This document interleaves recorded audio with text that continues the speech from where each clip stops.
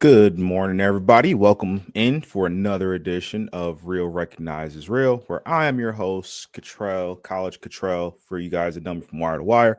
And this week we got a fun one. We have a tight end out of Bowling Green State University, Mr. Harold Fannin Jr. And I like showing the small school some love here, especially when you got a school coming from the MAC here. But so I feel like he was the best kept secret until he really burst on the scene, in some of the bigger games, throughout the Bowling Green season. They had two teams that were in the top 25 on their schedule this year, and he definitely made some noise against both of them. So let's go ahead and get right on into the pros and cons that I see with his game here. And the first thing that really jumps off right off the rip there with this film is that he's a matchup nightmare for anybody he's going up against. He's going to be too big for corners to cover him, although he will be playing on the outside sometimes. But he's really too quick for linebackers and safeties as well. So it's a pick your poison kind of thing. You really have to bracket him. And he showed that, even if you do that, he's still going to have a lot of success there. And that leads me really right into point number 2 here, is that this kid is absolutely electric when he has the ball in his hands. He's going to turn a 10-yard gain into a 15-yard game, or even a 20-yard gain. He's going to turn a 20-yard chunk play into a 45-yard touchdown. He is an explosive play waiting to happen. And you get those explosive plays because of the athleticism that he has. Bowling Green was finding ways to get him the ball any and every way possible. He was lining up on the outside. He was lining up on the slot. He was on the line of scrimmage. They had him be wildcat quarterback sometimes. They even had him throw a pass against Penn State, which it ultimately turned out to be an incompletion, but it was an absolute dime.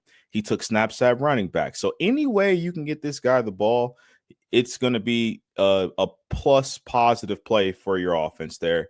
And the thing that I love the most is the one thing that you really look for in tight ends, and that's that reliability. His entire career in college, he only had 2 drops the entire way. That's exactly what you're looking for in a tight end. You want that tight end to be your quarterback's best friend and to be reliable for you. So he definitely has that and then some. But looking at some of the cons here for him, blocking is a big one. I think he's a good blocker at times, but other times it looks like he's just not giving 100% effort there. You see him miss some blocks where the guy was, really in front of him. He was in position to make a block, but just kind of, tried to shield with the body a little bit, didn't want to be aggressive. But then other times you can see him absolutely mauling people. So I would like to see at the NFL level if they can coach that into him where, hey, it's great to get us the chunk plays, but in the run game, when we want to have you combo block with our left tackle, right tackle, whoever the guy may be, crack back like we saw in the film a couple weeks ago with the Mecca at the line of scrimmage there. We want to be able to rely on you in that situation. So I think that's definitely a part of his game that needs to work on. And then this next one is a little weird. So if you watch his tape, he's a great athlete. You see the breakaway speed. I mean, hell, even in the Real Recognize Real intro, you see the breakaway that he had against Texas A&M. And so he feels football fast to me. Like when he's on the field, he feels fast enough. But that 40 time that he ran at the combine, a 4.71, that felt completely different, which kind of made him weird to give a accurate comparison to, because for a 4.71 guy, he's also a great athlete. So there was a couple guys who I kind of saw with him. I think as far as catching the ball, he reminded me a lot of George Kittle. But George Kittle coming out of Iowa was a hell of a blocker. So I didn't want to necessarily go that route, but that really leads me right on into the player comp here. And that's Evan Ingram. And, there's so many similarities in their games, in my opinion. Obviously they have the same frame there. 6'3", 241 for Harold. Evans coming in at 6'3", 234, 2 inches off in the vertical, but obviously great athletes. But the 40 time is really what makes these two stand apart. I feel like when you're coming in as this undersized tight end, you have to have the speed to match it there. So obviously they're not even on the same playing field when it comes to that 40 time there, 4.71 compared to 4.42. But to me, watching their film, and just if you go back and remember with Evan Ingram, like while he was at Ole Miss, I didn't really classify him as a burner coming out. Like, I thought he was a great athlete, and I thought he, broke away when he had the opportunity to. And I thought, same thing with him, matchup nightmare. But I was expecting Harold to be more in the 4.55 range, maybe 4.6 flat. 4.71 was a number that definitely jumped out to me, but I'm not covering him on our film study here, but it also reminds me of Tej Johnson. Tej Johnson is, at the combine was a 4.55 guy, and he ultimately said his pro day, I'm not running the 40. Watch my film. I think Harold is really in the same boat. He's football fast. As long as you're fast on the field, the pads on, nobody's catching you, I think you're good to go there. So I think I saw a lot of comparisons with Evan Ingram, especially coming out there outside of the speed, of course. But without further ado here, let's go ahead and get into the film.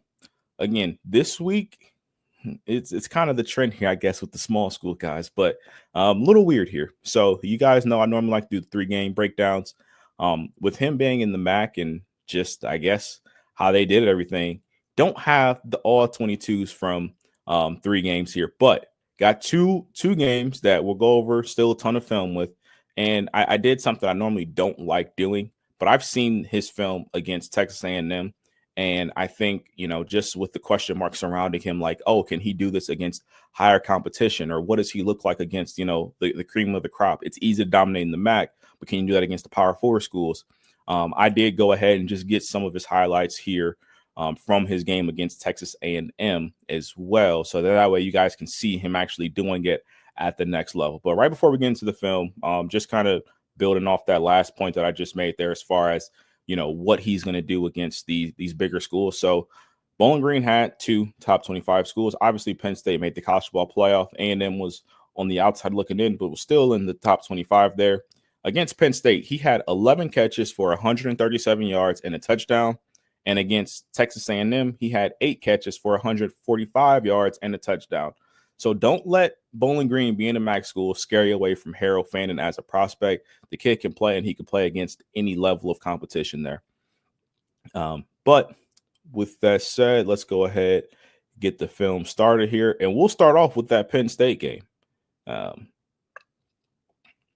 And he really set the tone pretty quickly here, because we'll start off with the very first play. So you'll see here, kind of get started off pretty quick there, but you see him lined up on line of scrimmage here. And right away, Bowling Green says, hey, we got to get him the football. Finds a great spot in the zone. He's not worried about the hit. He has the strong hands. Obviously, he misses the hit there. It doesn't happen to him, but we'll see it again here right away. So sees the open space. He's looking back for the ball. Doesn't care about the hit that could potentially be coming. Obviously, the safety miss. But that's a big-time chunk play right out the gate against a really good Penn State team on the road. But we are going to move on not that much further here. Is actually the very next play. You're going to see some blocking. So I know I had it listed as one of the cons, but this is the positive with him in terms of blocking. When he wants to, he can block with the best of them. So you see him on line of scrimmage here. That's Abdul Carter that he's fighting with. And, just getting him off of his block, I think as a tight end, I can't really ask for much more from you. So, again, on the line of scrimmage here, he's lined up here, and the tackle gives him a little bit of help, but for the most part, he is mono with Abdul Carter, the best edge in this class. And look at the effort that he gives. So, little double team, lineman moves up to the linebacker, but that's great effort from Harold. If we got that all the time, I wouldn't have any concerns at all as far as his blocking goes. Problem is that we just don't get it all the time. And you'll see that. I got some plays here that showcase that. But we'll move on here and just show a little bit more of his athleticism. Go to the 335 mark here. So you'll see Harold, again, lined up on line of scrimmage here. He can do that. I know that's more traditional in the NFL there, but you'll see some plays where he split out wide or lined up in the slot as well. But see him there. Down block, releases on the drag. Boom. Now, that little stutter step got him about 8 extra yards, and that's on defensive back that usually would be used to making plays like that out in open space. But just watch how nimble he is, like just on his feet doing so. So again, you get the block, you get the release, and just a little stutter step gets him an additional 8 yards on this play. You love to see that. You love to see that from your tight end there. Obviously, moving the change there for a first down. We will go on though. I'm going to go on to a little bit of the blocking that I disliked from him. So made himself look good early in the game. Moving on. This is a play that didn't look as great. So you see him lined up here in like an H-back kind of role. Going out. This is on a screenplay. That corner, that's an easy block for you to make. Play gets blown up. It's not all his fault why that play gets blown up, but I need you to go block somebody here, man. Need you to get in there. If you block that up, you give your running back at least some space to try and get through there to make a play. I feel like that was just a lack of effort kind of thing there, and I would expect better from a tight end of his caliber. But moving on, want to show a little bit of how I view him as a absolute matchup nightmare for opposing teams here. Go a little bit back, forward, boom. All right, so get a snap here. He's at the bottom of the screen. He breaks open. Big time play. Look at all the yak that he gets on the play. Go ahead, rewind it here. So he is lined up here on the line of scrimmage. He's got looks like probably a linebacker or a safety that's covering him here. And it's going to be an absolute matchup nightmare for that guy. And this is Penn State. They have athletic guys at those positions. Like, you have to think back. And I'm not saying everybody's going to be like this, but Abdul Carter used to be an off-ball linebacker. Micah Parsons used to be an off-ball linebacker. So Penn State knows what it's like, and they have the scheme to have these athletic players at linebacker here. And it just doesn't matter. He goes through, gets the leverage, and then gets the extra yards after the catch. That's what I mean. He feels football fast to me. Like a 4.7 guy is getting caught way before that, in my opinion. But yeah, just great work from him all together there. Let's go ahead and move on to, we're going to see a little bit more blocking from him. This was a play that I kind of felt in between on, but just with us having the lack of game coverage, from that third game, just wanted to at least spotlight it. So, see as much of him as possible here. All right, where is he located? So this is him located in the slot here. And so with him being in the slot, to let you know that this is probably either a safety or a nickel that's guarding him there. So nothing but open field here. Oh, let's see here. Do I got that mixed up here? Blocking if needed. That's a great catch. Looks like I got my notes mixed up a little bit here. But I'm kind of glad that we at least showed this though. This lets you know that again, he can play off. He can play off in the slot. He can make work with the open field. There doesn't have to be an online of scrimmage kind of guy here, but we'll look at it again here. I do apologize for misspeaking there with that, but quick slant, breaks the tackle, gets the extra yards. Yak machine turns a 11-yard play into a 16, 17-yard play. That's great work from him. But just a couple more plays in this game, I do believe. So we were there. Oh, okay. So that was actually the matchup nightmare. The play that I wanted to show you where he didn't block was one play before that, actually. So we'll go here.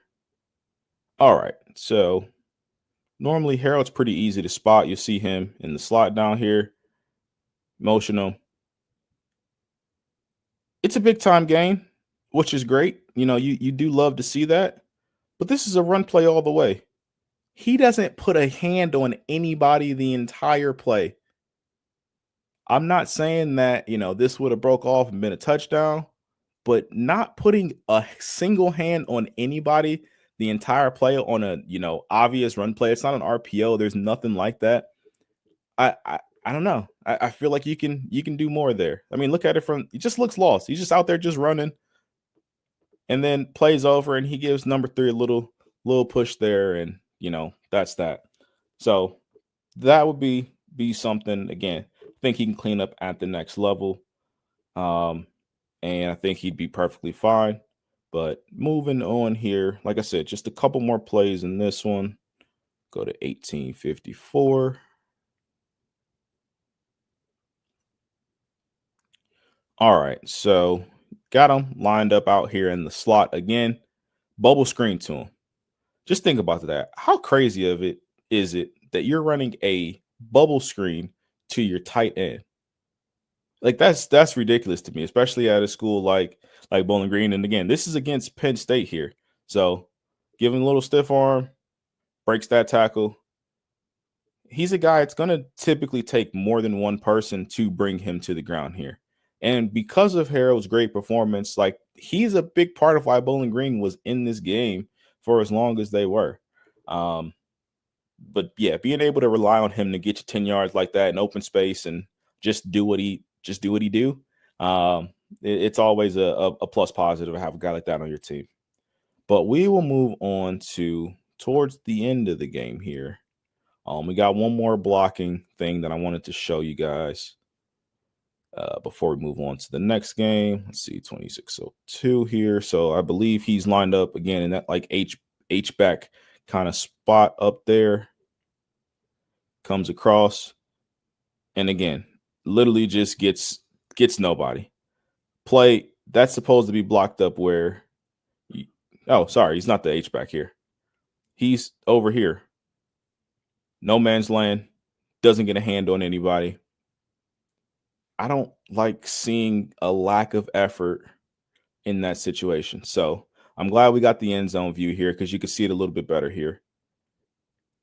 I mean, I know you're going across and, you don't need any stupid penalties from, play not coming play side, but I would just like more effort. I mean, you come out of your stance immediately, you get the little jog, and that's that.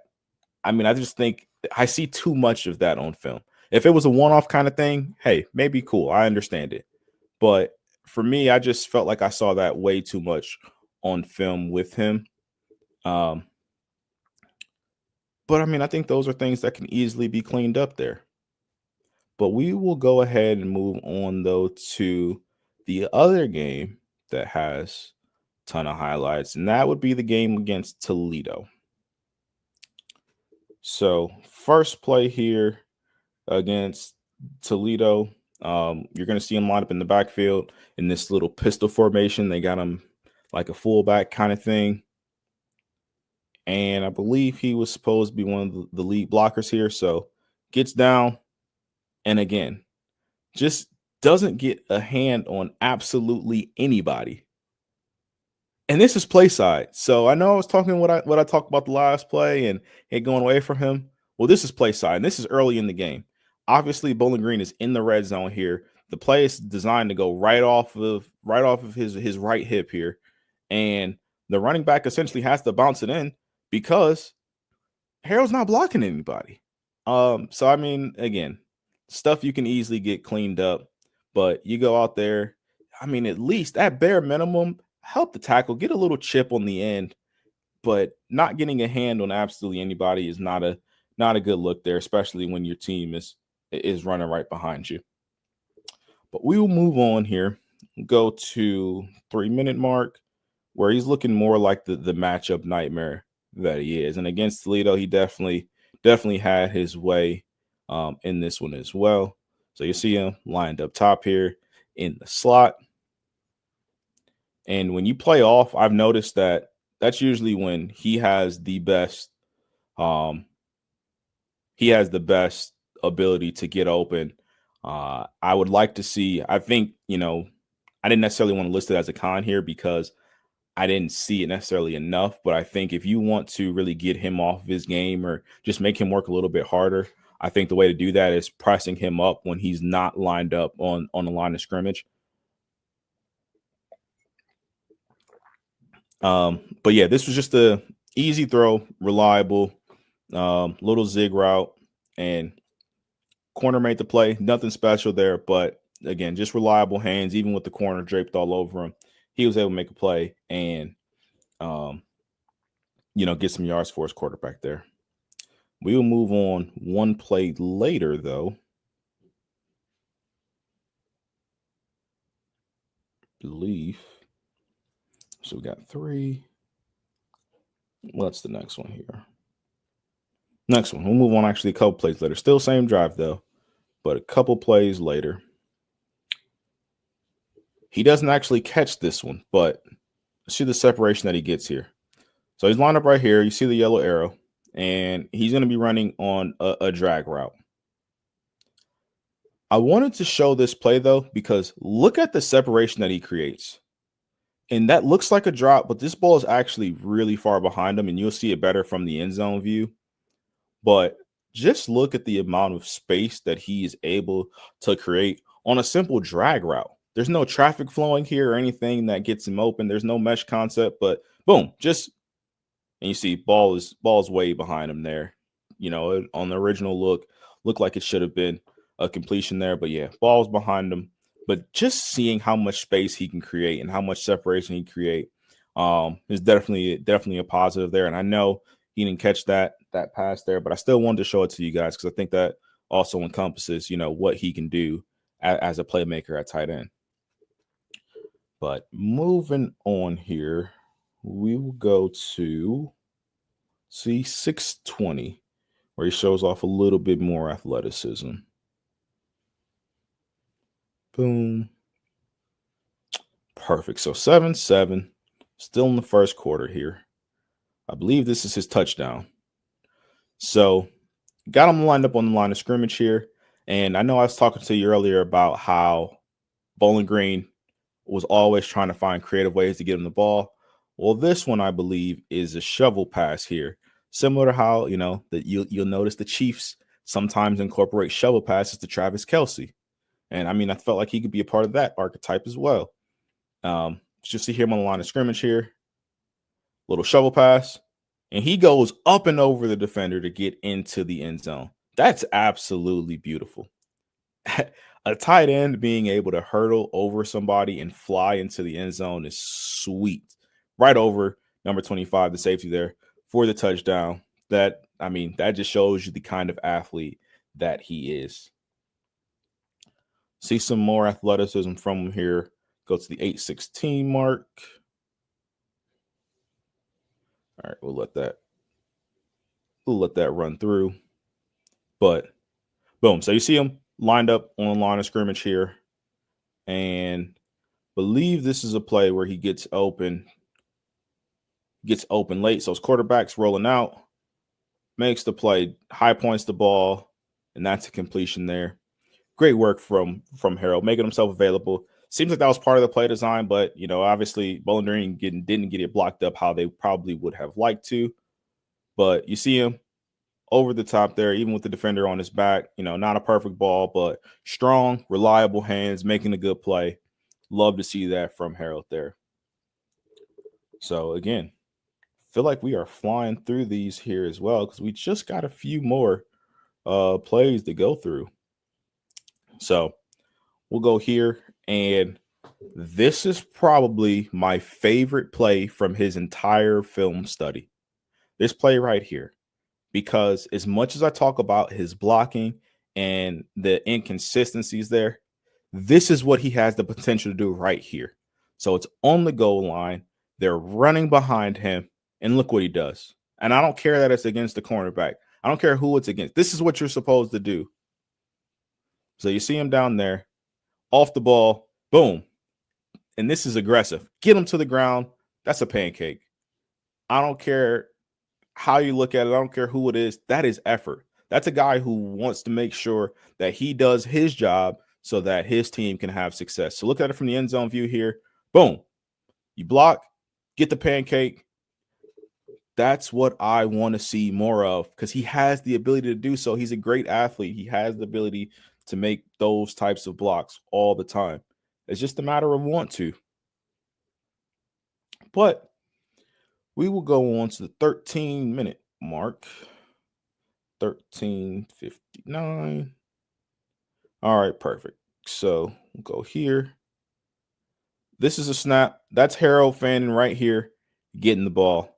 No, the quality's not the best in this play here again. Cut some slack to the guys in the MAC there. They did their best here, but this is Harold Fannin receiving a handoff from his quarterback.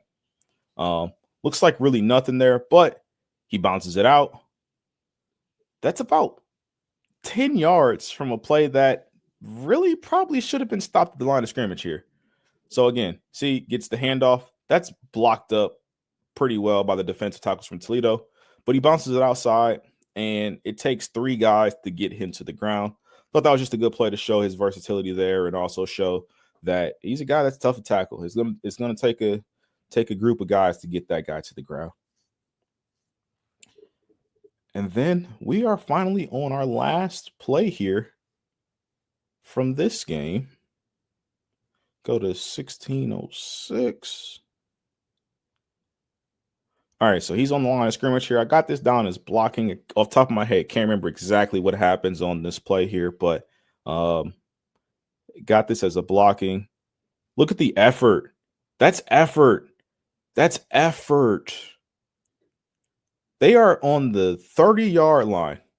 Look how long he stays engaged with the guy that's right in front of him. Look at this. They're at the 40. They're at the 45. He's at the 50, and he's still engaged. 20 yards down the field, and he is still engaged in his block. Again, Harold, I'm not saying every single time you have to maul the guy in front of you, but just give me this kind of effort. Effort goes such a long way, especially at the next level. You know, effort to get you a far place at the next level in the NFL. But that is it from that game.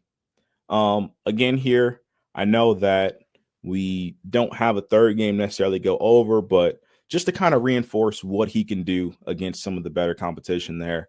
I do have some of his highlights against Texas A&M. I want to show you guys probably only, a minute, maybe a minute and a half here before we go ahead and close out. But just remember, Harold Fannin Jr., to me, he's my tight end 3. I think he's behind Colston. He's my tight end number 1. And then, of course, Tyler Warren out of Penn State is going to be my tight end number 2 there. But Harold Fannin is not far behind. I think this is a guy you can get in the second, potentially even the third round, and he could be a legit starting tight end for you. And I think that can go a long way for him there. But yeah, we will show some of the clips here from this game, and this is the play that's in the intro. So I'm sure you guys are all familiar with it. Stops on the dime, cuts back, and then gets out of that tackle, and that's a touchdown. I mean, doing that against an SEC school, that's special. That is absolutely special to me. So I don't want to hear about the level of competition. I don't want to hear about him just going off against these MAC schools. When you put up, damn near 300 yards against Penn State and Texas A&M, that lets me know that you could play against damn near anybody. And again, this is 4.71 speed right here. And that's just breakaway. I mean, it wasn't like he had any crazy blocks or anything like that. But we'll look at this again here. So this is a 4-yard completion when he catches the ball, bows over the defender there, and ultimately picks up a first down. I want to just go back to that play one more time here because I think this is important. So as tight end, again, he's only 4. This is a 4-yard spot right now. I know that he has to close this distance. This corner has to close that distance there. But there's no way a corner is making a one-on-one tackle against Harold Fannin Jr. in open space. So he goes right through him, and you see it takes 3 guys to get him down, but not before he gets that first down. Moving on here, you see they throw a screen his way. Wasn't blocked up great, but doesn't matter. He still does enough to get the first down there. And then we'll go one more play here. Again, takes 3 guys to get this guy to the ground. He's going to fight for every single yard that is available. Look, I'm telling you, Harold Fannin Jr. was probably the best kept secret up until this year. and he just went absolutely nuclear. If you don't get one of the two expected first round picks in either Colston or Tyler, Harold Fannin Jr. is a guy that will come in and be a starting tight end for a really long time for your team. Don't let the numbers fool you. Don't let the 4.71 scare you away. The guy is a good football player. But that wraps up this week's edition of Real Recognizes Real. Next week we got to get back to the defensive side of the ball, and I think it's time to go with my guy. We're going to go down to the SEC, and I think we're going to do Kyle Kennard next week. One of my favorite players, a guy who I just was casually watching college football, and he was a guy that just stuck out to me. I want to say it was week 1 or week 2, and I put it in my notes. Kyle Kennard is 110% going to be one of the guys that we do a film study on. So be excited to break down that film with you guys. And, again, I appreciate all the support, all the love that, you guys are giving me in the comments. If there's any other players, again, that you guys want to see, even if it's not a full breakdown, something I could do, something small about what I like, what I don't like, would be more than willing to do that. And really just go over that more. Love watching the film. Love seeing these guys, especially some of the guys that aren't getting the same love as some others there. And so we got about a month until it's officially draft time. So yeah, looking forward to doing this, week in and week out with you guys. But that is it for this week. I know it's March. Hope everybody's brackets is doing well. I know we haven't had any crazy madness so far, but it is still college basketball time right now. As much as I love college football and go over that, hope you guys are enjoying the madness, at least so far. And for all of you that are in the wire to wire bracket, I wish you much success. But till next week, we'll see you then.